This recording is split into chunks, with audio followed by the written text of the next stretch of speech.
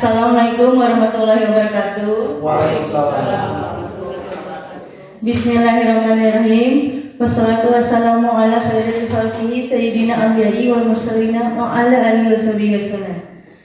Alhamdulillah, puji syukur kehadiran Allah Subhanahu wa taala, kita bersama-sama dapat berkumpul kembali di acara Komunitas Belajar SMP Negeri 4 Karanganyar, yaitu tentang diseminasi dan berbagi praktik baik implementasi budaya positif. Baiklah, susunan acara yang akan disampaikan yaitu yang pertama pembukaan, kedua sambutan dari kepala sekolah, ketiga materi, keempat tanya jawab, dan yang terakhir penutup.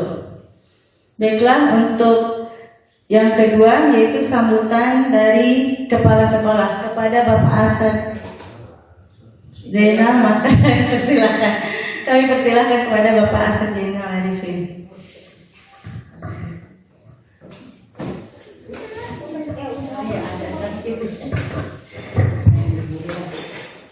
Bismillahirrahmanirrahim. Assalamualaikum warahmatullahi wabarakatuh. Waalaikumsalam warahmatullahi wabarakatuh. Bapak-bapak dan guru-guru hebat SMP 4 Karanganyar, alhamdulillah di tahun ajaran baru 2004-2025 ini kita sudah memulai berbagi praktik baik. Saya selaku kepala sekolah mendorong agar berbagi praktik baik itu 1 bulan 2 kali. Kalaupun ini awal bulan Agustus 1 kali, maka nanti di bulan September 2 kali. Oleh karena itu mari kita persiapkan siapa yang nanti akan tampil di bulan September. Berbagi praktik baik ini mungkin hanya di antara kita saja dulu. Tetapi sebagai sekolah penggerak, sebenarnya kita punya kewajiban untuk mengimbaskan apa yang baik di kita itu ke sekolah lain. Bisa berupa siaran langsung, bisa siaran tunda, bisa juga kita undang langsung. Jadi nanti lama-kelamaan Bapak Ibu percaya diri untuk menyampaikan berbagi praktik baik itu, di samping bermanfaat bagi penilaian kinerja, juga akan menambah ilmu bagi kita semua. Nah, oleh karena itu saya ucapkan terima kasih pada persediaan Perpus untuk berbagi praktik ini, dan tentu saja kita berharap agar praktik yang baik ini bisa kita terapkan di kelas kita masing-masing. SMP 4 Karanganyar itu khas SMP 4 Karanganyar, mungkin bagus di kelas 9, belum tentu di kelas 8, apalagi lintas sekolah. Tapi paling tidak ini ada dasar-dasar praktik baik yang harus kita dukung bersama-sama. Selamat mengikuti komunitas belajar.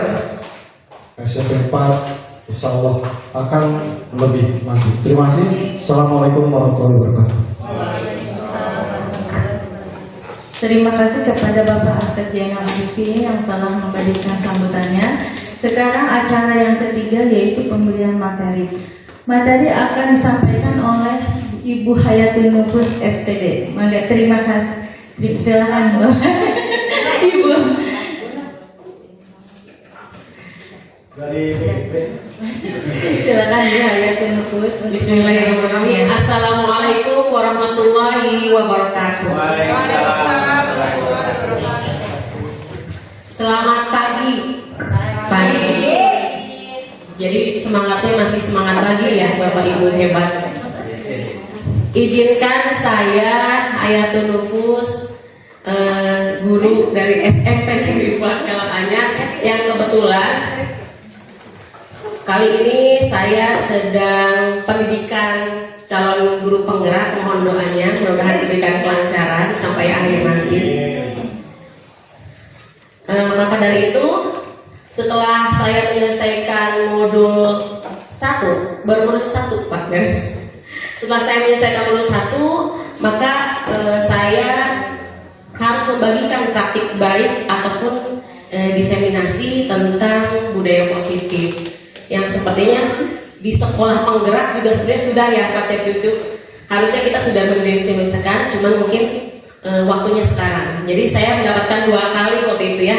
Pertama di Lokakarya Sekolah Penggerak, dan saya dapatkan lagi juga di pendidikan calon guru penggerak. Kita mulai ya Bapak Ibu. Budaya positif. Sebenarnya mudah-mudahan ya saya rasa sih teman-teman sedikit banyak tuh sudah menerapkan lah budaya positif di kelas. Jadi agendanya tadi sudah dibuka oleh Bu Nur. Terus presentasi konsep, selanjutnya tanya jawab, nanti terakhir kita ada refleksi. Apa tujuan pembelajaran hari ini? Jadi tujuan pembelajaran hari ini, guru dapat menghayati pentingnya budaya positif dan penerapan untuk mempertebal karakter murid dalam mewujudkan profil pelajar Pancasila.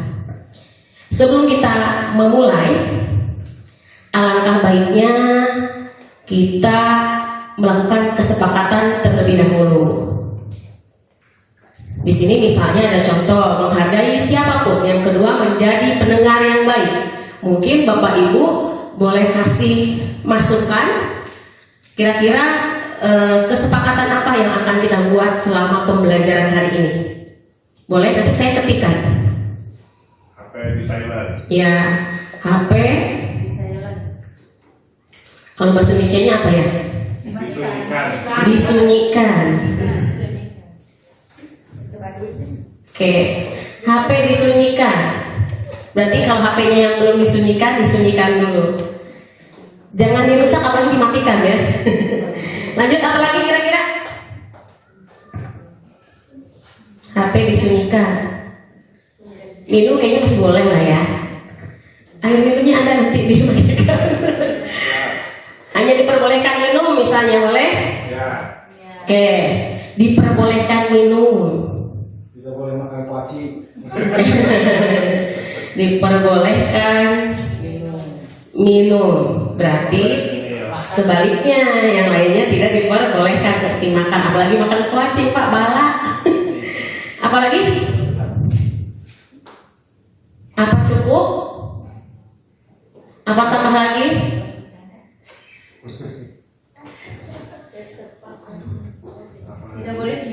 Tidak boleh tidur.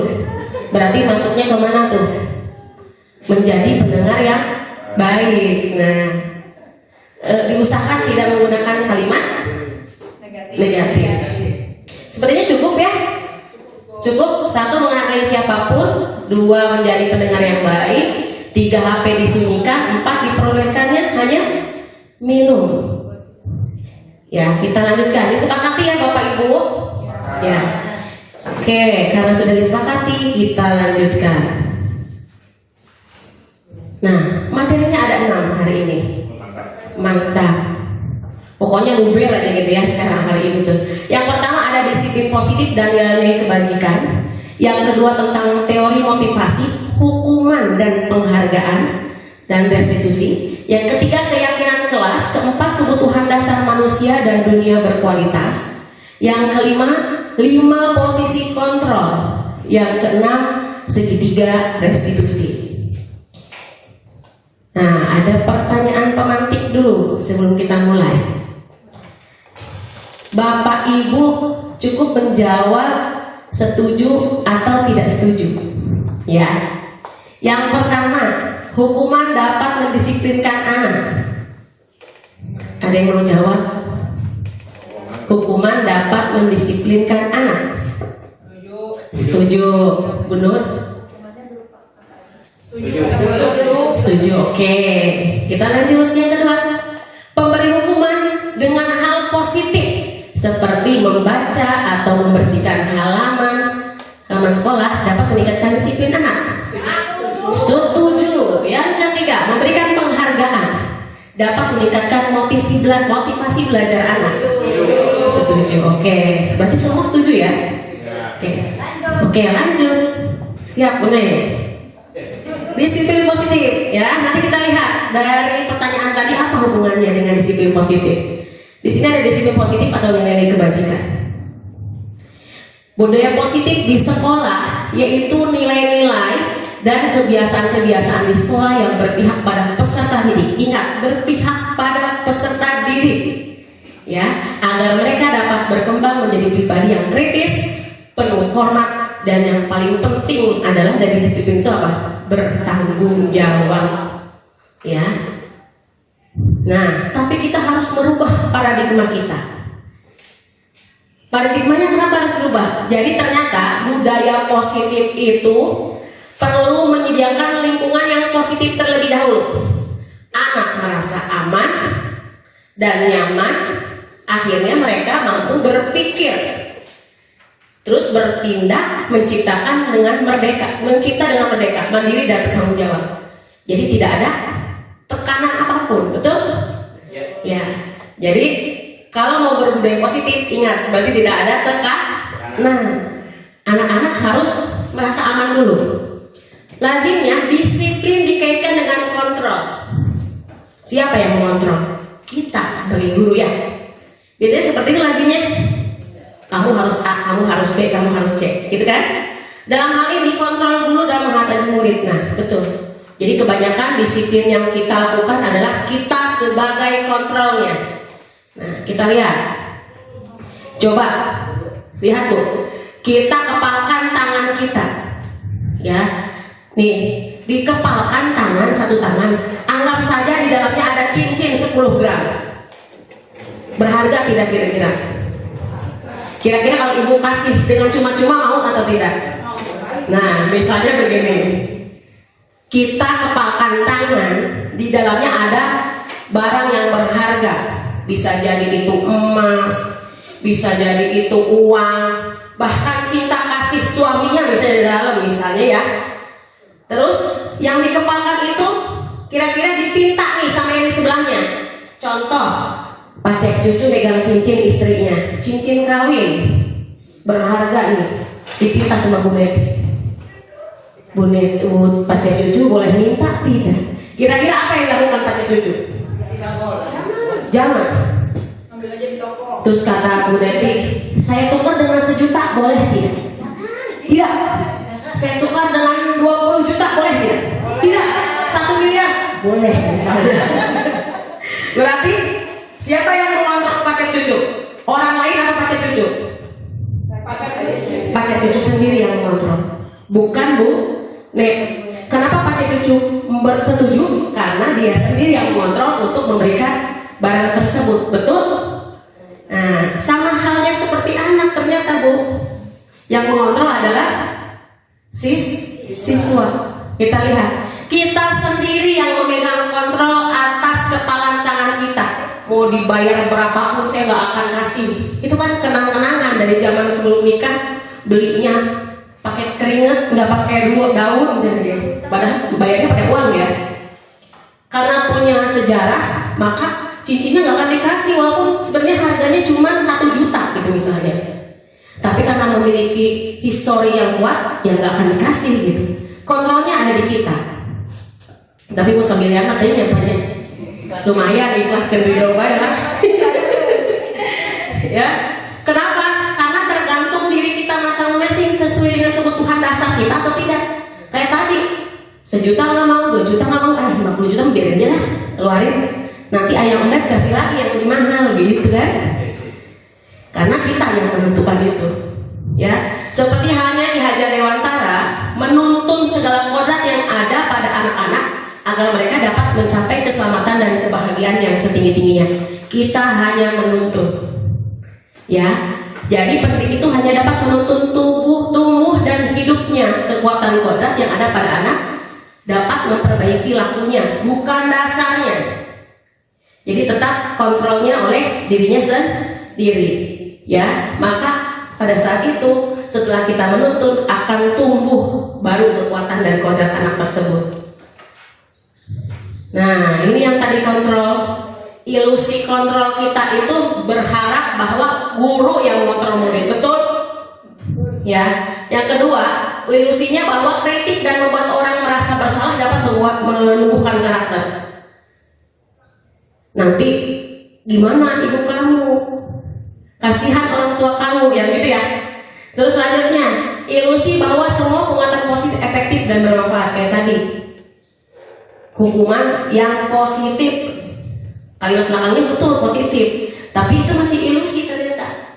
Selanjutnya ilusi bahwa orang dewasa memiliki hak untuk memaksa. Ya. Jadi kita memaksa, kita lebih dewasa, kita lebih tahu. Kamu harus nurut begitu.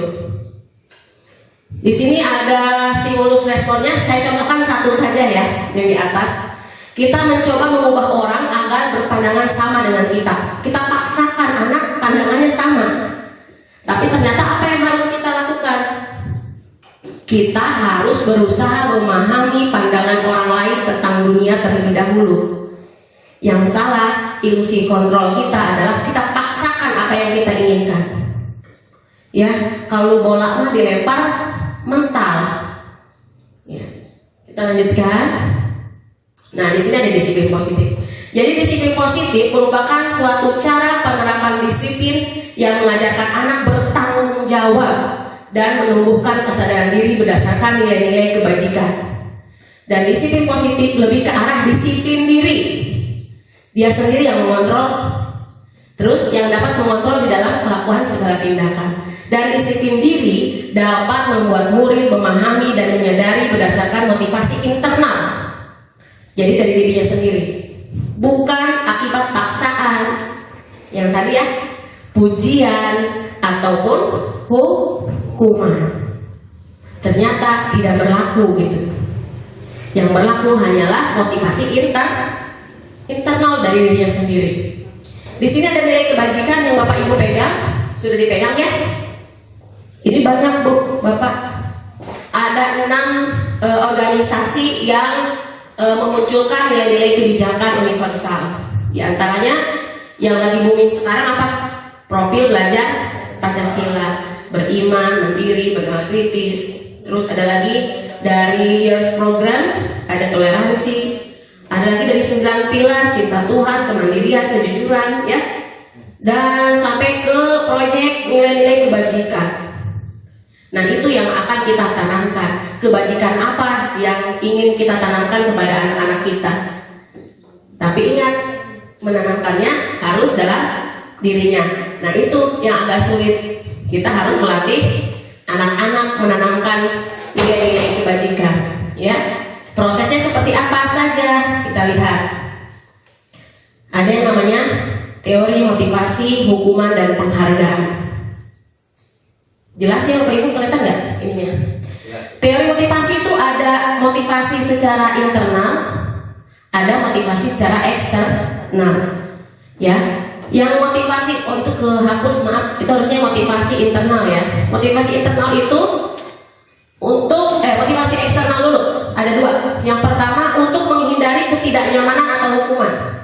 Contoh, apa yang akan terjadi apabila saya tidak melakukannya di kelas?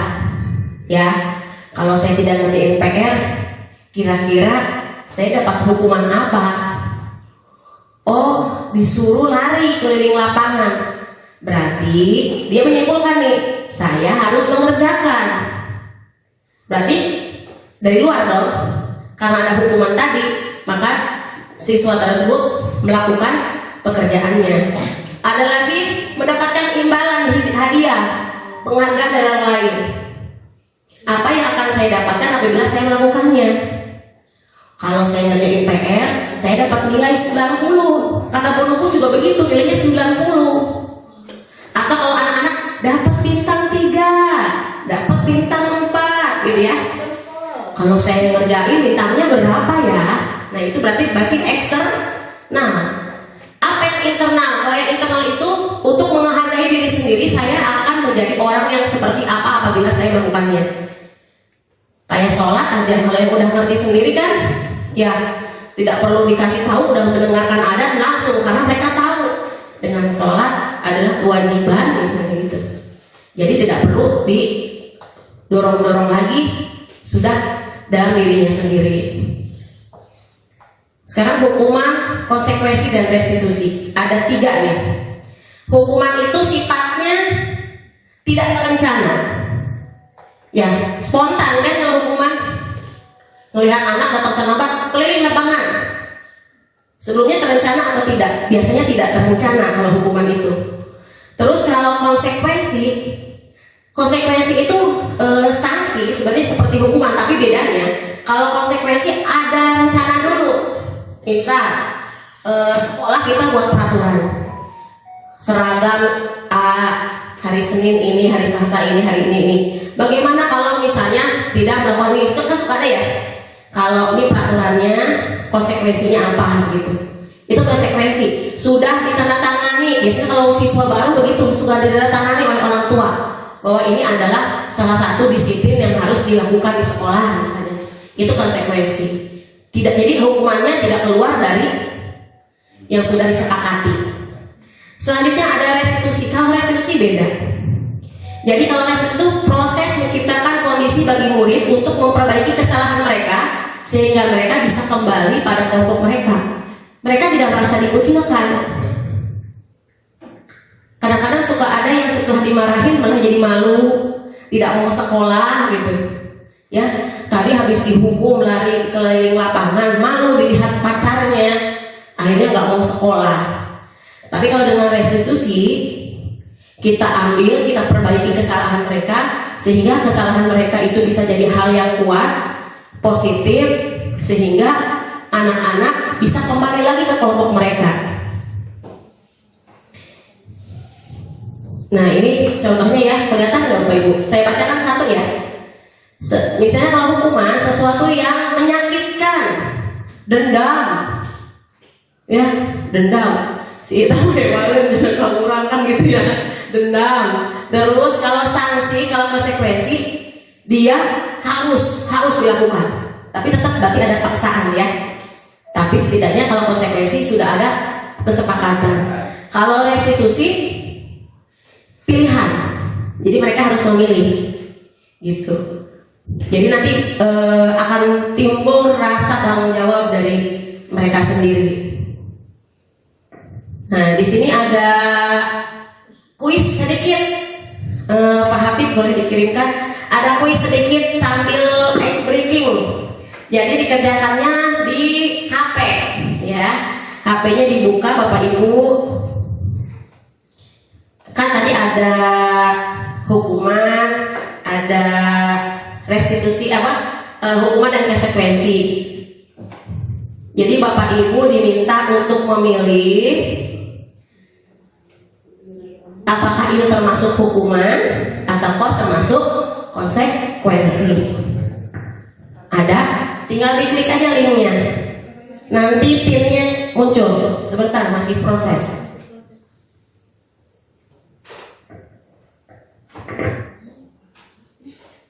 Loading ya.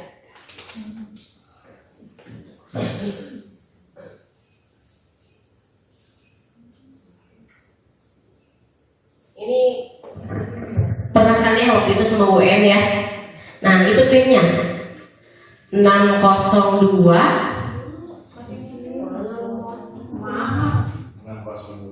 1419. Muter ya. Nah ini Bu Sri udah masuk nih. Bu Sri mana ini? Neng Sri. Oke. Feeds. Oh no, nis katanya. Limput sudah ada, Pak Asep sudah ada, gambarnya keren Pak. Sudah. Pak Cep Cucu, imut-imut nih Pak Cep Cucu gambarnya. Pak Kandar, oke. Gak apa-apa Bu, nanti bareng sama Pak Kandar aja tuh, bersebelahan. Bu Nur Hayati, wah lope-lope Bu Nur Hayati. Bu Titi, Bu Neng, bisa? Masih muter?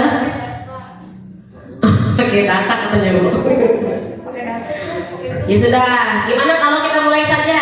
Boleh nanti Bu Titi bareng sama Bu Nur, Bu Neng bisa bareng sama Pak Kandar, bareng-bareng deh. Kita mulai aja ya. Kita efisienkan waktu, oke? Soalnya ada di depan, nanti pilihannya ada di HP. Baca nggak? Nanti saya sambil bacakan. Jadi pilihannya hukuman atau konsekuensi. Ini ada musiknya ya. Lari mengelilingi lapangan basket 2 kali karena terlambat hadir di sekolah. hukuman atau konsekuensi?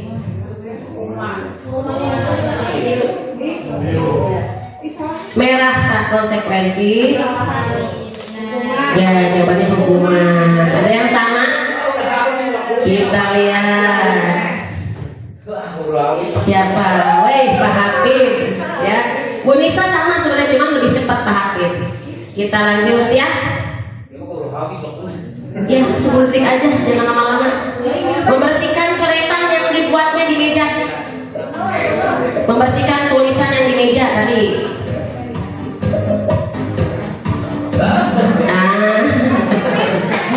Jawabannya konsekuensi. Siapa nih? Wah, Bu Nisa. Nah ini. Siap lagi? Cuma 10 detik nih masalahnya. Siap?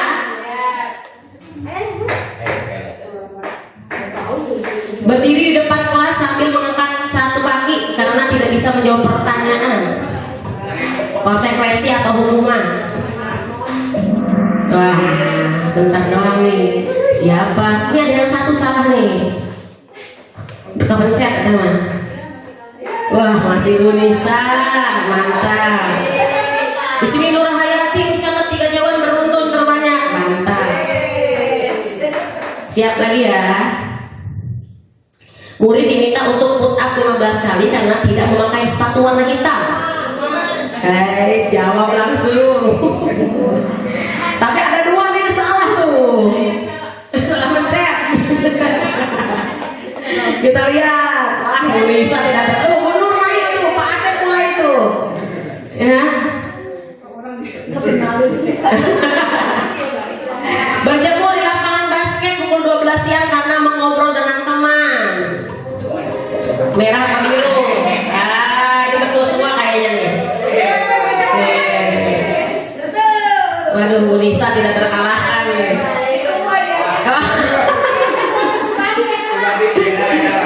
Udah belajar semalam.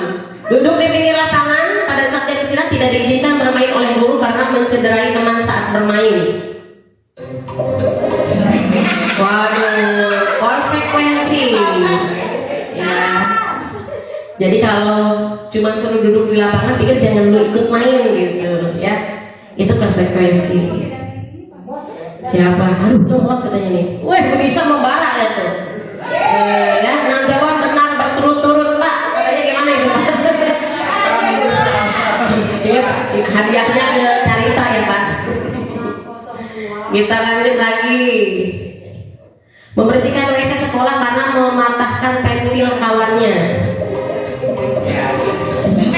Wah, itu langsung hukuman, ya. Harusnya? Enggak, harusnya? Hukuman. Enggak, harusnya apa kalau jadi konsekuensi?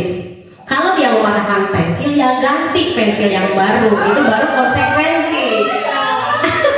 Bu Nisa kalah, kira-kira naik siapa? Pak, tetap aja Pak. Tapi di sini Pak Asep tercatat 5 jawaban berturut-turut katanya. Kejar Pak. Satu lagi. Hilang 10 menit jam istirahat untuk mengerjakan tugas karena terlambat datang, tertinggal pelajaran selama 10 menit. Sambungan terputus.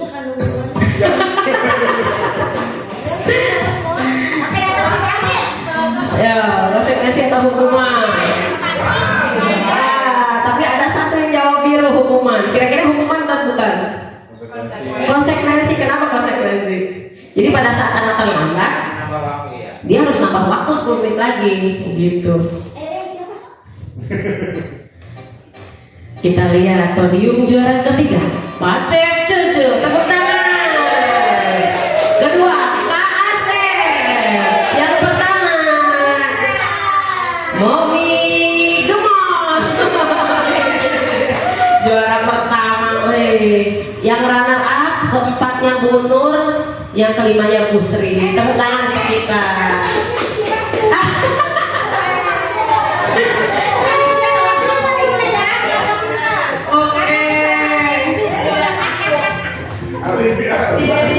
Selamat ya. Silakan menukarkan vouchernya di material terdekat. Kita lanjutkan lagi karena kita ada 6 nih, baru 3 sekarang. Yang ketiga, keyakinan sekolah atau kelas. Saya lihat di kelas-kelas sudah terpampang keyakinannya. Cuma disepakati bersama atau kita yang buat. Nah, kita lihat. Ya, jadi keyakinan itu memotivasi intrinsik anak. Isinya yang tadi, nilai-nilai kebajikan yang saya bagikan. Ya. Terus guru berperan dalam mewujudkan terbentuknya keyakinan sekolah atau kelas dengan adanya kesepakatan antar guru dan murid. Kalau perlu ditandatangani. Jadi anak-anak belajar bertanggung jawab. Keyakinan sekolah atau kelas berupa pernyataan universal yang mudah diingat. Jadi kalau bisa kalimatnya jangan yang susah-susah, Bapak Ibu. Misalnya begini. Kalau Bapak Ibu pengen tepat waktu, kalau tepat waktu kira-kira nilai kebajikannya apa? Kalau tepat waktu, disiplin. Berarti Ibu cukup tuliskan disiplin. Kalau kita masih panjang-panjang ya. Kalau yang misalnya kalau mau dijelaskan boleh, sangat boleh. Atasnya tulis disiplin, bawahnya datang tepat waktu misalnya. Ya, atau mengerjakan tugas dan sebagainya. Boleh, tapi tekankan nilai kebajikan itu tetap terpampang di keyakinan kelas sehingga mereka mudah mengingat. Iya, kan kalau kalimat panjang anak-anak lebih susah ingatnya dibandingkan kalimatnya sedikit gitu. Tapi tetap harus dijelaskan, ya. Kita lanjutkan. Saya mau bertanya nih, kira-kira kalau peraturannya seperti ini kebajikannya apa ya? Selalu kembalikan buku ke tempatnya. Apa? Disiplin. Disiplin, rapi, tertib, tanggung jawab. Oke? Jadi kan peraturannya itu kan, pasti kita kalau bikin peraturan anak-anak buat peraturan kelas, buat keyakinan kelas, pasti kalimatnya panjang kan seperti itu. Nah, kita harus simpulkan kebajikannya apa nih yang perlu diingat. Berarti misalnya tanggung jawab, kerapihan, gitu ya. Terus dilarang mengganggu orang lain. Tertib, menghargai, menghormati misalnya. Terus hadir di sekolah 15 menit sebelum pembelajaran dimulai. Disiplin, dilarang melakukan kekerasan. Menyayangi, dilarang menggunakan narkoba. Kesehatan misalnya gitu ya. Sampai ke jangan berlari di kelas atau koridor. Tertib, keamanan misalnya gitu ya. Kita lihat jawabannya. Ya. Tanggung jawab yang pertama, dilarang mengganggu, berarti menghormati orang lain atau diri sendiri. Hadir di tepat waktu, komitmen. Ya. Boleh nggak Bu diganti dengan kebajikan lain? Nggak masalah. Ini tidak ada patokan ya. Jawabannya seperti ini. Jadi boleh dicari yang menurut Bapak Ibu lebih sesuai. Dilarang melakukan kekerasan berarti keselamatan, menghormati orang lain. Dilarang menggunakan narkoba berarti kesehatan, bergantian, menghormati orang lain, menggunakan masker, kesehatan. Yang terakhir keselamatan. Kalimat pertama kalimat apa? Kalimat yang belum positif. Akhirnya dipositifkan kalimatnya. Habis itu baru dicari nilai kebajikannya. Jadi nanti yang terpampang di kelas itu adalah nilai kebajikannya. Kalaupun Bapak Ibu mau menambahkan keterangannya sangat boleh. Nah ini tahapannya ya. Jadi mempersilakan murid untuk membuat, mencatat, terus menyusun keyakinannya sesuai dengan bentuk yang sama nih. Kalau disiplin bariskan disiplin. Kan suka banyak tuh tulisannya ya. Yang tanggung jawab bariskan dengan yang tanggung jawab gitu ya. Nanti kalau sudah rubah kalimat negatifnya menjadi kalimat positif. Terus keyakinannya itu sekitar 3-7. Setelah itu dibuat, dipampang, disetujui, tapi harus ada refleksi setiap bulannya. Mau ditambahkan atau mau dikurangin. Kenapa dikurangi? Karena dianggap kelas itu sudah meyakini itu. Kurangi, nggak apa-apa. Misalnya ada yang sering ke kamar mandi misalnya, berarti komitmennya ternyata sudah bagus, mau dikurangi boleh. Tapi ternyata ada sikap lain yang tumbuh negatif, biar hilang bagaimana? Tambah lagi, boleh itu. Jadi tidak harus setahun keyakinan kelasnya itu saja, gitu. Apalagi 3 tahun dulu kelasnya orangnya beda-beda terus kita gitu. Nah, terus bagaimana kalau keyakinannya mereka melanggar, ada hukuman, tapi sebaiknya tadi tidak dilakukan hukuman, sanksi atau konsekuensi. Yang terakhir, yang lebih bagus adalah restitusi. Restitusi apa? Nanti kita akan bahas ya. Sebaiknya menghindari yang nomor 1, karena dengan hukuman ternyata anak tetap melakukan hal yang sama. Kenapa? Karena mereka punya kebutuhan dasar ternyata Bapak Ibu. Kebutuhan dasar manusia itu diantaranya adalah, oh ini dulu deh, ada kasus. Kira-kira menurut Bapak Ibu dia kebutuhannya apa? Ini banyak dirasakan oleh sekolah-sekolah ya. Ada anak misalnya namanya Doni, ini Ibu Ambar nih. Tadinya saya mau kasih nama Pak Cep Cucu, tapi jangan.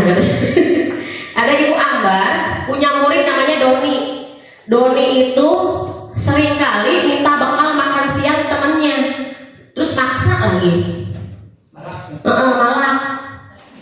Jika Bapak Ibu menjadi Ibu Ambar, kira-kira apa yang Bapak Ibu akan lakukan terhadap Doni? Terus alasannya apa sih Doni melakukan itu? Kan kita mau cari alasan ya. Terus kira-kira ada yang mau jawab Bapak Ibu? Kalau Bapak Ibu jadi Ibu Ambar, apa yang akan Ibu Bapak lakukan terhadap Doni? Pak Kandar mau? Bu Sri boleh. Bu mau nanya?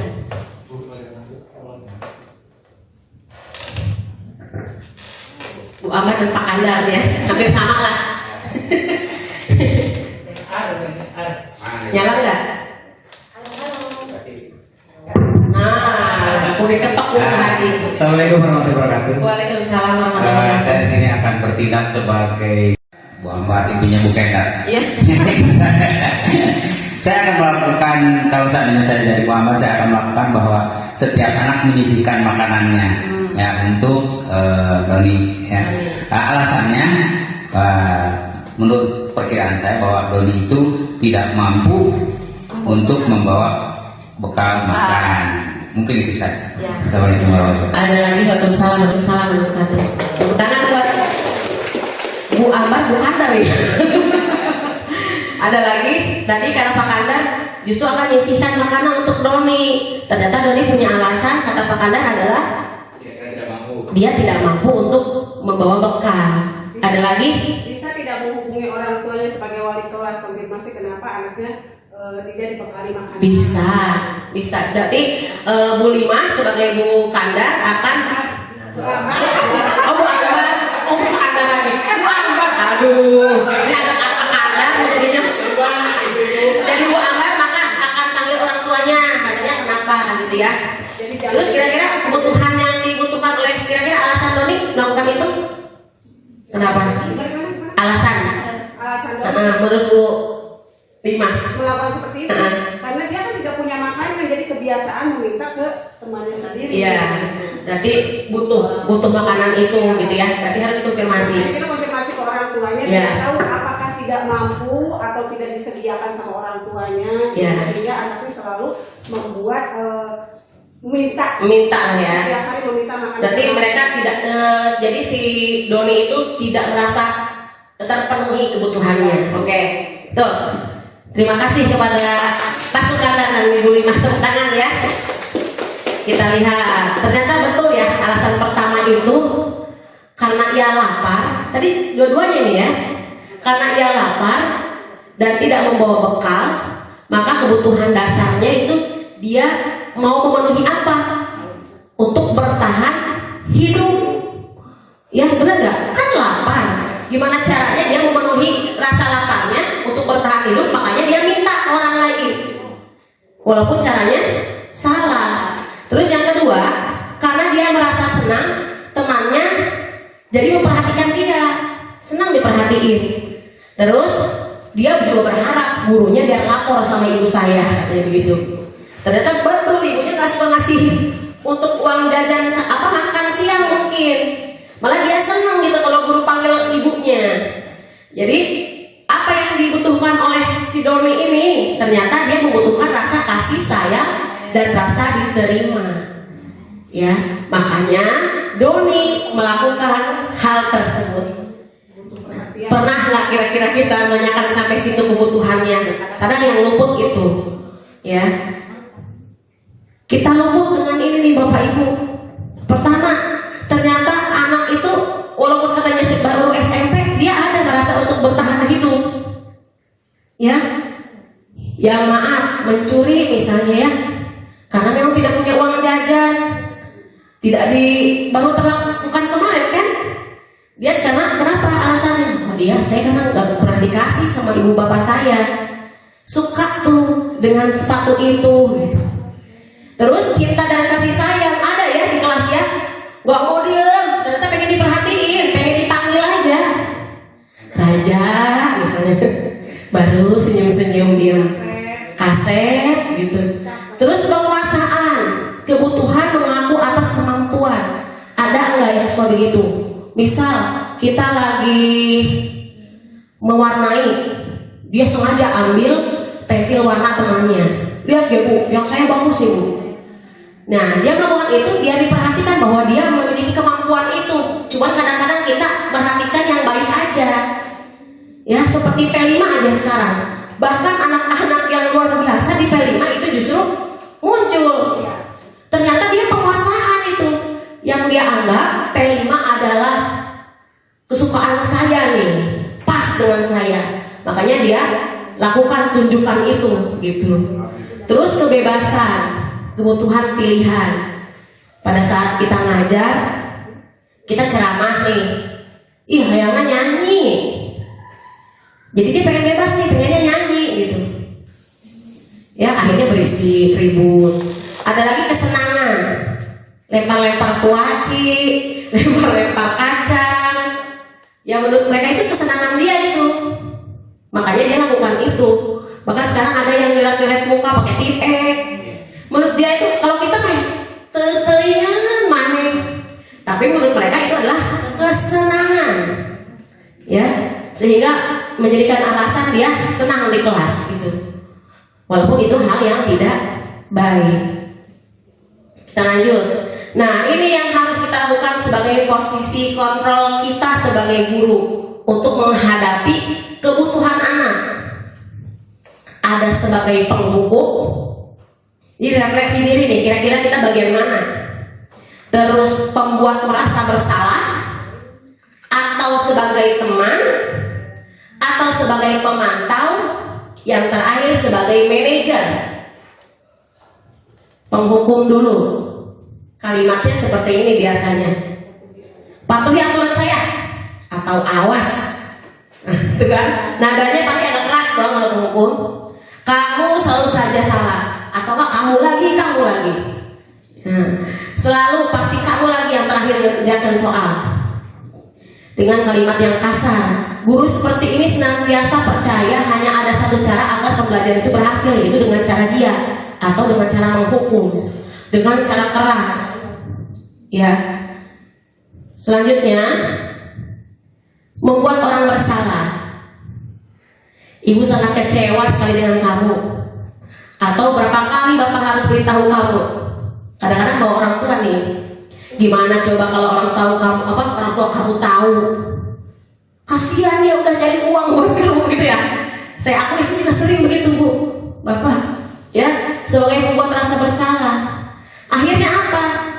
Gambarnya tuh kecewa. Posisi ini murid memiliki penilaian yang menilai diri buruk, jadi dia tidak percaya diri akhirnya. Terus merasa tidak dihargai, tidak berharga bagi guru-guru gitu. Habis itu dia merasa mengecewakan orang yang dia cintai gitu ya. Selanjutnya sebagai teman. Nah, sebagai teman. Jadi ada hal yang positif diantaranya dari teman nih. Jadi penghukum dan merasa bersalah itu masih hal yang negatif. Tengah-tengahnya nih yang agak netral itu yang teman. Sudah mulai positif lah ya, tapi tetap ada kekurangannya apa dia? Misalnya gini, ayo bantulah demi Bapak ya. Ayo bantu Bapak. ya nggak apa-apa, sekarang mah nggak ngerjain nggak apa-apa, besok lu ngerjain ya, misalnya gitu. Ya, kasihan enggak sama bapak, ayolah dikerjain, suka begitu nggak? Ya, itu sebagai teman. Jadi kita menganggap dia teman kita, jadi seperti bantulah gitu. Posisi ini menggunakan hubungan baik dan humor untuk mempengaruhi seseorang. Murid akan tergantung pada guru tersebut, hanya akan bertindak untuk guru tertentu. Dipilih guru itu mah tuh bagernya kayak begini, seperti teman. Nggak mau sama guru itu malah sok sedih baik yang guru eta mah. Kenapa? Ingat orang tua. Gimana kalau orang tua kamu meninggal, gitu kan? Ya. Selanjutnya, tapi apa kekurangannya? Tadi dia hanya senang belajar dengan guru itu aja. Karena tadi motivasi eksternal itu. Jadi milih-milih akhirnya. Ada lagi pemantau atau monitor. Jadi dia itu lebih ke menekankan peraturan dan melaksanakan peraturan sesuai dengan konsekuensi yang ada. Itu memonitor. Kalau misalnya guru piket lah misalnya, kalau kamu datang tidak tepat waktu, silakan misalnya konsekuensinya apa sudah disepakati, dipantau terus sampai melakukan konsekuensi itu sampai nanti tidak berubah lagi. Itu ke pemantau. Jadi yang dibahasnya juga tentang peraturan. Coba peraturannya apa? Kamu melakukannya apa? Masih ingat tidak sanksinya apa? Baik, Bapak akan pantau terus kamu, gitu. Itu sebagai pemantau. Ya, seorang pemantau sangat mengandalkan penghitungan, bahkan catatannya ada. Kamu udah melanggar sekian, berarti konsekuensinya A, gitu. Itu pemantau. Ya, datanya ada, buktinya ada. Nah, yang paling terakhir nih, paling positif, paling baik sebagai manajer. Jadi kita itu bertanya dulu apa yang kamu yakini. Kita ingat lagi keyakinannya seperti apa. Terus sampai dia mau menyelesaikan permasalahannya, sampai dia mengakui kesalahannya tanpa kita paksa, gitu. Dia akan mengatakan apa yang kesalahannya, bahkan dia mencari solusi bersama dengan si manajer ini, mencari solusi bersama tentang kesalahan yang sudah mereka buat. Di sini manajer itu posisi di mana guru berbuat suatu bersama dengan murid, mempersilahkan murid bertanggung jawab atas perilakunya, serta mendukung murid agar dapat menemukan solusi atas permasalahannya sendiri. Jadi misalnya si A bersalah, dipanggil, biarkan dia bercerita atas permasalahannya dan dicari solusinya bersama. Itu adalah manajer. Mudah-mudahan saya yakin di sini sudah manajer semua. Amin ya. Dan saya pun masih belajar ya. Nah, yang terakhir segitiga restitusi. Nah, ini adalah pamungkasnya. Pamungkasnya apa? Proses menciptakan kondisi bagi murid untuk memperbaiki kesalahan mereka. Pada saat mereka bersalah, melakukan kesalahan, ada 3 proses yang harus kita lakukan terhadap siswa. Yang pertama, menstabilkan dulu identitasnya. Jadi jangan pas datang langsung ditanya, ya salah apa kamu kesini? Jadi biarkan dia bercerita. Dia beridentitasnya, dia keluar, dia ngasih tahu dia salahnya A, B, C. Kalau sudah baru validasi, betul nggak kalau tindakan itu? Ya, terus setelahnya menanyakan keyakinan. Yang pertama dulu menstabilkan. Contoh kata-katanya. Berbuat salah itu hal yang manusiawi. Tidak ada manusia yang sempurna. Bapak ibu juga pernah buat salah. Nanti setelah itu dia berpikir, oh iya ya, kan manusia mah tidak luput dari kesalahan. Maka dari itu dia mengaku, iya bu, tadi saya ambil makanan Doni. Nah itu namanya menstabilkan identitas, di mana anak merasa gagal karena buat salah, tapi kita buat dirinya menjadi hal positif terhadap dirinya sendiri.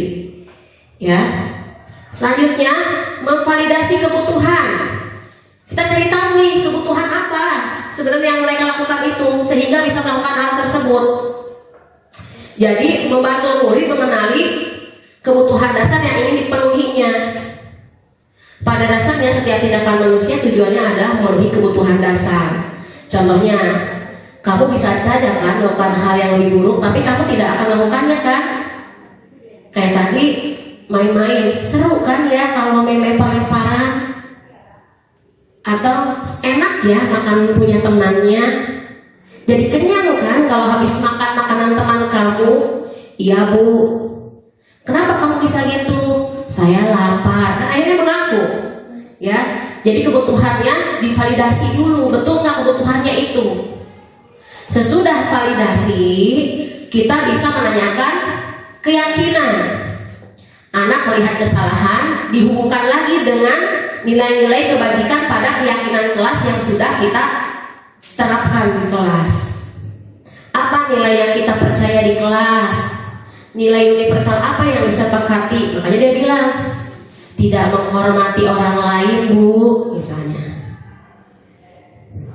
Oke, kalau memang sudah, baru kita intervensi 30 detik saja cukup.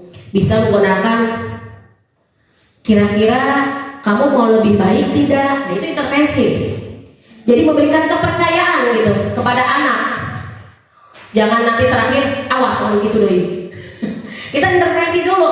Ibu yakin kamu bisa berubah, misalnya kayak gitu. Ya. Ada yang seperti itu? Oke. Ada contohnya ya. Saya sudah melakukan skenario segitiga restitusi terhadap Alwi dan juga terhadap Zaskia. Ini ada 2 video. Ini ada beberapa contoh. Kita perhatikan kira-kira mana yang termasuk segitiga restitusinya. Alhamdulillah di videonya udah ada ini kok, udah ada keterangannya.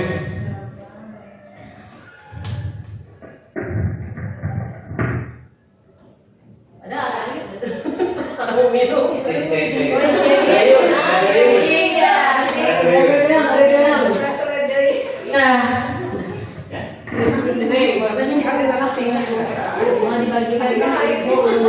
Assalamualaikum Alwi. Alwi, gimana kabarnya saat ini?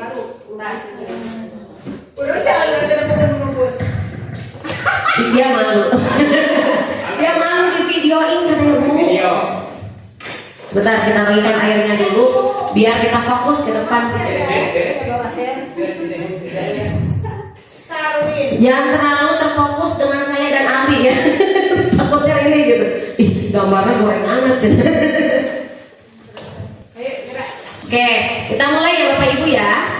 Ini salah satu contoh restitusi karena Alwi datang terlambat. Alwi datang terlambat. Setelah saya cari tahu, ternyata Alwi itu terlambat karena main game sampai larut malam. Kita lihat. Assalamualaikum Alwi. Waalaikumsalam Bu. Alwi, gimana kabarnya hari ini? Baik Bu. Alwi, kira-kira kenapa anak ibu panggil? Karena terlambat Bu. Iya, itu tadi dapat laporan dari Bu Lulu Tiket bahwa Alwi hari ini terlambat. Ibu mau bertanya, kira-kira kalau terlambat ke sekolah itu suatu kesalahan atau bukan? Kesalahan Bu. Oke, kesalahan ya. Ibu dapat pahami setiap orang pasti pernah melakukan kesalahan. Sama kok ibu juga pernah melakukan kesalahan. Tapi dengan melakukan kesalahan, kita harus segera cari solusi agar tidak melakukan kesalahan itu lagi. Bisa kita cari sama-sama solusinya? Bisa Bu. Jadi ibu yakin kamu punya alasan kenapa kamu bisa kesiangan. Boleh jelaskan kepada ibu? Tadi malam saya bermain game sampai malam Bu. Mengasihkan ya main game? Ya, betul, main game mengasihkan. Tapi kamu harus perhatikan, apabila kamu main game sampai larut malam, berarti kira-kira sangat merugikan atau tidak? Merugikan Bu. Ya, merugikan. Sampai akhirnya kamu sekarang kesiangan. Apakah Alwi masih ingat dengan keyakinan kelas yang sudah kita buat bersama? Ingat Bu. Kira-kira kalau terlambat sudah meyakini keyakinan kelas tidak? Belum Bu. Kenapa? Karena Alwi masih belum bisa menghargai waktu. Iya Alwi, kita harus bisa menghargai waktu. sekarang Ibu mau bertanya, dengan keterlambatan ini bersediakah Alwi untuk merubahnya? Bersedia Bu. Terus kalau bersedia, kira-kira apa yang akan kamu lakukan untuk memperbaikinya? Tidak bermain game sampai larut malam lagi Bu. Iya betul. Kira-kira Alwi mau kapan melaksanakannya? Hari ini dan detik ini Bu. Baik, itu bagus sekali. Ya, Alwi sudah berbicara terhadap Ibu, meyakini bahwa hari ini dan detik ini akan melaksanakan perubahan ke hal yang lebih baik. Terima kasih Alwi untuk hari ini. Mudah-mudahan apa yang kita bicarakan hari ini menjadikan Alwi lebih baik di kemudian hari. Siap ya? Siap Bu. Baik, silakan Alwi ke kelas kembali. Terima kasih untuk hari ini. Assalamualaikum Alwi. Waalaikumsalam. Nah itu Bu ya. Jadi pada saat menangani anak, ternyata kita harus melakukan 3 restitusi itu, gitu ya. Validasi dulu. Validasi kedua. Menstabilkan dulu. Habis menstabilkan, memvalidasi. Setelah memvalidasi, baru kita tanyakan keyakinannya, ya. Ini ada video yang kedua. Kalau Zaskia berantem sama Raja, saling ledek-ledekan nama orang tua, ya. Bagaimana cara menanganinya?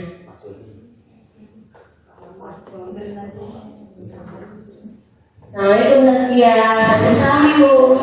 Gimana kabarnya hari ini? Tidak baik Bu. Kenapa bisa tidak baik? Masa Raja tadi ngejek sama orang tua saya? Kan saya marah Bu. Pasti kamu merasa marah. Kalau ibu di posisi kamu juga mungkin seperti itu. Ibu tidak akan cari siapa yang salah, kamu atau Raja yang salah. Tetapi mari kita cari solusinya. Bisa? Bisa. Terus pada saat Raja meledek nama orang tua kamu, apa yang kamu lakukan? Aku ngejek sama orang tua Raja tadi. Ya betul. Ibu juga akan membela nama baik orang tua ibu. Kamu patut bangga karena kamu dapat membela nama baik orang tua kamu. Tapi ibu bertanya, apakah dengan kamu mengejek kembali Raja itu termasuk dalam keyakinan kelas kita? Tidak Ibu, sebenarnya saya juga kurang nyaman orang mengejek nama orang tua Raja. Saya sebenarnya nggak suka marah-marah Bu. Kamu meyakini tidak bahwa menghormati teman, menghormati orang tua termasuk keyakinan kelas kita? Yakinlah Bu. Iya, kita harus saling menghargai. Kira-kira kalau dalam posisi marah seperti itu, apa yang harus kamu lakukan? Saya bakal lebih sabar lagi, terus nggak ngejek nama orang tua teman lagi. Terus sekarang kamu bersedia untuk memperbaiki masalah ini? Sedia Bu. Baiklah kalau begitu, mari kita pikirkan kira-kira solusi apa yang mau aku ambil untuk memperbaiki masalah ini. Aku bakal baikan sama Raja, terus bilangin Raja jangan ngejek nama orang tua saya lagi karena itu tidak sesuai dengan keyakinan yang kita percayai. Setelah itu, apa lagi yang akan kamu lakukan? Aku bakal minta maaf sama Raja karena telah mengejeknya balik. Baik Saskia, Ibu setuju dengan hal yang ingin kamu lakukan.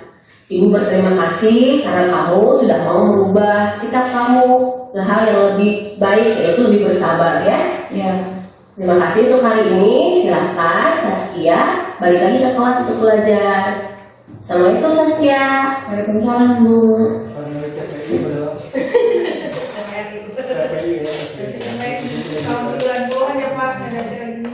Oh ya, nanti setelah ada contoh begini berarti sudah selesai 6 materi kita bahas.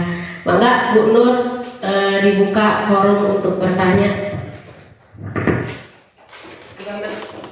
berdiskusi lah ya. Terima kasih kepada Ibu Hayatul Nufus yang telah memberikan materi. Sekarang langkah selanjutnya tahapan yang keempat yaitu tanya jawab ya. Silakan yang mau bertanya. Ya, 3 tanya jawab. Yang mau bertanya silakan. Ada? Pak Encep lagi mungkin. Atau Bapak atau Bu Nisa. Bu Titi. Pasukan. Oh baik. Terima kasih. Assalamualaikum. Biar suaranya terdengar merdunya. Baik, Assalamualaikum warahmatullahi wabarakatuh. Waalaikumsalam warahmatullahi wabarakatuh.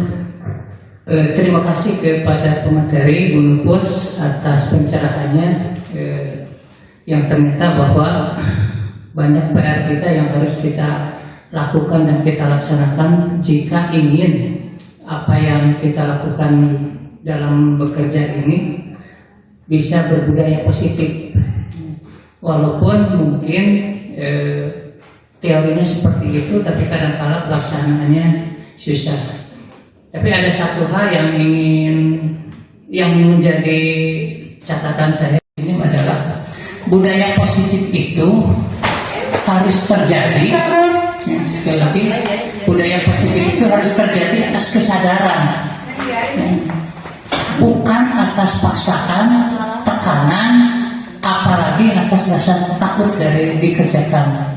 Nah, jadi saya ulang sekali lagi, yang menjadi catatan apa yang Bu Nupus sampaikan tadi adalah budaya positif itu harus terjadi atas kesadaran yang timbul dari peserta didik, bukan karena paksaan, tekanan, apalagi rasa takut. Nah, kemudian tambahannya, kita sebagai guru, sebagai orang dewasa harus bisa menuntun, bukan menuntut. Jadi yang pertama, bahwa budaya positif harus timbul dan terjadi atas kesadaran dari peserta didik itu sendiri. Peserta didik bukan karena paksaan, tekanan, apalagi rasa takut. Kemudian tambahannya, kita sebagai guru, sebagai orang dewasa harus bisa menuntun, bukan menuntut.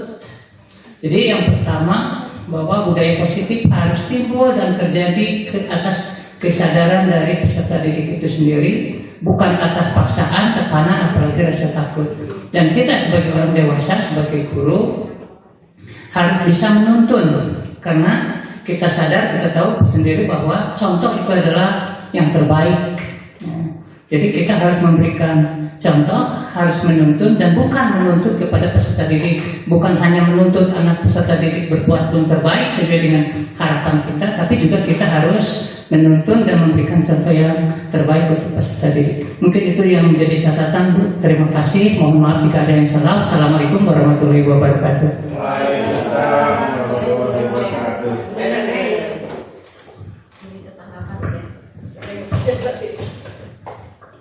Ya, terima kasih kepada Pak Cek Cucu ya. Tadi mengatakan kesadaran peserta didik guru harus bisa menuntun ya. Mungkin ada lagi yang ingin bertanya jawab? Baiklah. Pak Asep Jena. Asep Jena, silakan.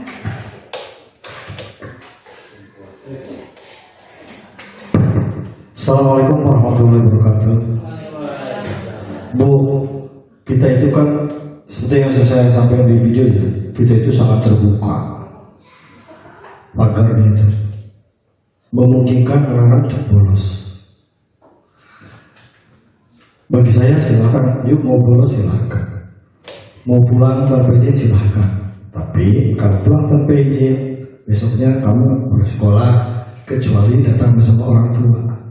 Itu hukuman atau represi? Itu aja mau tegas. Baik Bapak, terima kasih. Sebelumnya kan sudah kan ada peraturan yang memang dibuat oleh kita di kelas, ada peraturan yang memang dibuat oleh sekolah. Sebenarnya restitusi ini sudah bisa dilakukan gitu. Kalau anak kabur tanpa izin, kita lakukan restitusi sebenarnya ya, oleh kita dulu gitu, sebelum oleh kepala sekolah. Cuma kadang-kadang ada anak yang memang susah ya Pak ya, ternyata sudah direstitusi. Bagaimana kalau tidak berhasil restitusinya? Kita akan kembali ke peraturan awal yang sudah dibuat oleh sekolah yang telah disampaikan Bapak. Itu peraturannya disampaikan kan Pak? Diberitahukan konsekuensinya. Setelah diberitahu ternyata anak-anak masih melanggar, berarti itu adalah sebuah konsekuensi yang harus mereka dapatkan. Karena itu sudah diinformasikan, ya sudah diberitahu, sudah disepakati. Bahkan alhamdulillahnya kita kan peraturan, ada beberapa visi misi, ada beberapa ketentuan yang harus dilakukan, bahkan konsekuensinya juga dikasih tahu, gitu ya. Segala kegiatan di sekolah, alhamdulillahnya sudah terfasilitasi, terinformasikan keluar. Dengan adanya YouTube Bapak luar biasa gitu. Ya, lagi booming nih Servat Elang-Anyar. Sekolah budaya, ya, sekolah yang berbudaya positif, diawali dengan pembiasaan yang menyenangkan. Itu adalah satu kelebihan kita sekarang. Berarti pada saat ketentuan itu disampaikan terhadap anak dan disepakati bersama, itu adalah konsekuensi, bukan hukuman. Kalaupun Bapak punya kebijakan lain, misalnya ternyata itu di luar dari konsekuensi yang sudah ditentukan, maaf, misalnya baru sekali Bapak langsung keluar, tidak boleh sekolah lagi di sini, itu baru mungkin hukuman karena tidak ada di konsekuensinya. Ya, jadi kalau misalnya sudah ada kesepakatan di awal, itu termasuk konsekuensi. Tapi akan lebih baik bahwa kita melakukan restitusi terlebih dahulu. Setelah restitusi ternyata tidak berhasil, baru kembali ke peraturan awal. Karena kalau peraturan kesannya walaupun sudah jelas konsekuensinya, tetap ada paksaan gitu. Gitu saja Bapak. Ada yang lain lagi? Menurut Pak C. Cucu menanggapi ya, Pak C. Cucu ya. Pak C. Cucu menanggapi. Alhamdulillah, terima kasih. Baik, langsung saja. Ada lagi nggak? Ada lagi? Sudah cukup? Baik, karena sudah cukup, terima kasih kepada Pak C. Cucu atas tanggapannya. Ya, terima kasih atas tanggapannya. Di sini saya ada refleksi dulu untuk pertemuan hari ini. Ada 3 pertanyaan. Kira-kira materi yang menarik perhatian menurut saya atau menurut Bapak Ibu apa? Terus hal baru apa yang mengubah paradigma saya yang saya dapatkan? Yang ketiga, saya akan menjadi pendidik yang seperti apakah setelah mengikuti sesi ini? Boleh dipikirkan sejenak. Setelah itu, saya akan minta Bapak Ibu untuk mengungkapkan refleksi ini. Bisa ya Bapak Ibu ya? Atau ada yang mau langsung? Langsung baca judul. Atau Bu Sri boleh? Satu-satu, misalnya Bu Sri yang pertama, Pak Cik yang kedua nggak apa-apa. Yang ketiga, misalnya Ibu Nisa, tadi yang menang Bu Nisa, boleh? Hadiahnya merefleksi berarti. Oh gitu. Pak Asep juara 2 nanti. Tuh, 1, 2, 3 yang jawab berarti. Juara 3 sudah menanggapi, juara 2 sudah. Oh, bertanya tinggal juara 1. Mangga, dulu dikasihkan mic-nya. Ya udah dikasih waktu dulu berapa lama? Jangan lama-lama. Oh 5 jam. Udah cepetan Bu Haji. Yang pertama aja Bu Haji, yang pertama dulu materi yang paling menarik menurut Bu Haji. Buat saya materi yang paling menarik dari keseluruhan materinya adalah tentang pembedaan antara konsekuensi dan hukuman. Karena saya pun tadi terkecoh ya di satu pertanyaan dan ternyata kesimpulan saya konsekuensi itu adalah harus setara dengan hal yang diperbuatnya. Mematahkan pensil tidak setara dengan membersihkan wasek, meskipun itu adalah imbalan dari apa yang sudah dia lakukan. Ya. Terima kasih, tepuk tangan untuk Bu Haji Nisa. Selanjutnya juara 4 dulu. Atau yang lain? Bu Neng, Pak, karena tadi udah ngomong. Bu Sri, Bu Neti, anak muda ya, anak muda. Bu Ima. Hal baru apa? Hal baru apa yang mengubah paradigma Ibu Ima? Izin menjawab. Hal baru yang mengubah paradigma saya terutama tadi tentang konsekuensi sama hukuman. Tadi ya sama tadi kayak Bu Haji Nisa. Kalau saya itu masih keliru antara konsekuensi sama hukuman. Gitu. Dan yang saya dapatkan ya saya sekarang bisa membedakan antara konsekuensi dengan hukuman. dan bisa lebih nanti ketika anak berbuat salah saya harus bisa menerapkannya, itu antara konsekuensi atau hukuman seperti itu. Selanjutnya saya akan menjadi yang seperti apakah setelah mengikuti sesi ini. Tadi ada yang posisi kontrol itu ada berapa tadi Bapak Ibu? Posisi kontrol.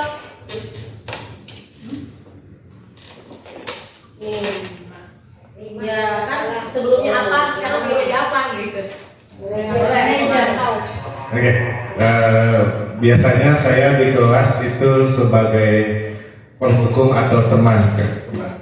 Seringnya saya itu menghukum karena banyak siswa sudah dibilang berkali-kali melakukan, terutama kesepakatan kelas sepatu seringnya sekarang.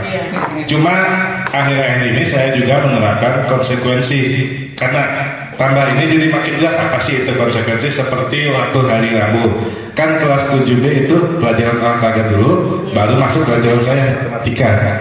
Seringnya siswa laki-laki itu tidak membawa baju batik. Pas hari Selasa kan ketemu sama saya beritahu besok jangan lupa dibawa baju batiknya ya, yang tidak pakai belajarnya di luar. Seperti itu. Semoga nanti kedepannya lebih bagus lagi menerapkan konsekuensi yang lebih efektif sehingga tidak jadi penghukum ataupun teman saja. Terima kasih. Tepuk tangan untuk kita semua.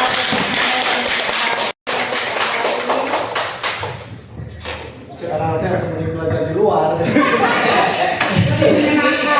Luar biasa. Karena semakin di sini tantangan kita semakin banyak. Mudah-mudahan kita jadi manajer ya.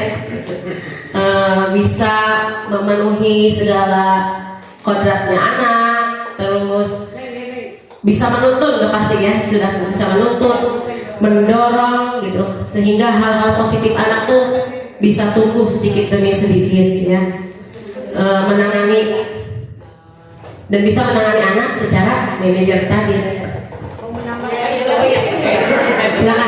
Silakan Bu Neng. Mau menambahkan saja sedikit ini supaya ada perbedaan antara hukuman dengan anak sekarang lagi viral ya, mungkin ibu-ibu juga sudah tiap hari melihat anak-anak ya itu bajunya digulung ya, anak laki-laki. Saya kalau masuk kelas tolong yang bajunya digulung silahkan keluar terlebih dahulu, kalau belum rapi jangan masuk kelas. Kadang ayah bablas gitu ya, berapa menit nggak masuk kelas lagi. Yang saya tanyakan itu penerapannya seperti apa sih gitu ya, dalam menangani siswa seperti itu. Kadang spontan, kayak preman terminal banget bajunya digulungkan gitu kan. Terus selaku pengajaran itu harus bagaimana gitu ya, itu hukuman atau konsekuensi. Ya, baik, terima kasih. Terima kasih. Udah berarti kita pertanyaan lagi. Oke, nggak apa-apa. Kita kan diskusi ya. Sebenarnya tadi sudah disampaikan kita harusnya menggunakan restitusi, ya. Betul. Tadi kan sudah disepakati konsekuensinya apa. Konsekuensinya harus keluar merapihkan pakaian. Itu menurut saya konsekuensi bukan hukuman. Ya, terkecuali misalnya Bu Neng suruh push up, nah itu kan tidak sesuai. Kesalahannya masalah menggulung baju, tapi hukumannya suruh lari, tidak make sense, tidak sama, tidak nyambung gitu ya. Sudah betul menerapkan itu, tapi alangkah baiknya kita harus lakukan restitusi dengan mencari kebutuhan dasar anak apa. Muncik budak air teh, loba gaya. Nah kira-kira kalau loba gaya apa tuh Bu Neng? Maksudnya kebutuhan apa? Cinta dan kasih sayang misalnya. Ternyata dia pengen diperhatiin, ditelusuri ternyata hanya pelajaran Bu Neng digulung bajunya misal. Berarti ternyata dia pengen dicintai oleh Bu Neng gitu. Pengen ditanya, pengen dipanggil. Jadi bagusnya itu kita takutnya tidak adil. Tidak adilnya dari mana? Kita langsung ngasih konsekuensi saja tanpa kita cari tahu kebutuhannya sebenarnya apa. Ya, pada saat kita tahu ternyata kebutuhannya itu, akhirnya kita bisa menerapkan restitusi yang tepat. Akhirnya tidak menimbulkan paksaan ataupun hukuman. Menurut anak kan konsekuensi tetap aja hukuman. menurut anak. Padahal kita bukan menghukum, tapi memberikan konsekuensi terhadap perbuatan dia. Alangkah baiknya menerapkan restitusi. Boleh tidak guru mapel melakukan itu? Sangat boleh. Karena bukan hanya tugas wali kelas, betul tidak? Tugas semua, apalagi Neng guru pendidikan agama Islam sangat bisa memberikan masukan ya terhadap anak dari segi agamanya, mungkin lebih masuk gitu ya. Jadi bisa dipanggil anaknya oleh Bu Neng sambil santai, sambil ngobrol, menanyakan sampai kenapa digulung dan sebagainya. Ya, alasannya gaya. Terus tanyakan keyakinannya. Kalau begitu, misalnya keyakinan apa, dia jawab kerapihan. Berarti kan dia sudah mengakui sebenarnya. Dengan dia bisa menjawab keyakinan apa yang tidak sesuai, sebenarnya dia tahu. Mungkin setelah direstitusi, alhamdulillah cenah saya mesti panggil ke Bu Neng, resep ngobrol sama Bu Neng gitu. Berarti memang dia membutuhkan itu tadi untuk diterima rasa kasih sayang gitu. Paling itu aja Bu Neng. Ada lagi yang lain? Tepuk tangan dulu untuk kita semua. Terima kasih untuk hari ini. Luar biasa, guru-guru hebat, guru-guru keren adanya di SMP Karanganyar Bapak. Mudah-mudahan kita sama-sama, saya tahu teorinya, tapi kita bareng-bareng gitu menerapkannya. Ya, sedikit banyak sudah mulai diterapkan. Cuman kan kita harus bertahap ya Bapak Ibu, tidak bisa langsung, tidak seperti gigit cabai langsung lada gitu. Ya harus berproses. Mudah-mudahan dengan menerapkan budaya positif ini bisa menjadikan anak kita lebih baik lagi. Amin. Terima kasih untuk hari ini. Di saya ditutup ya, nanti dilanjutkan oleh Ibu Nur. Terima kasih ya Bapak Ibu atas waktunya hari ini. Mudah-mudahan kita menjadi lebih baik. Amin. Wassalamualaikum warahmatullahi wabarakatuh. Alhamdulillah tahapan demi tahap sudah selesai. Kita menuju pada tahapan terakhir yaitu penutup. Mari kita bersama-sama mengucapkan Alhamdulillah. Alhamdulillah. Ya, Assalamualaikum warahmatullahi wabarakatuh.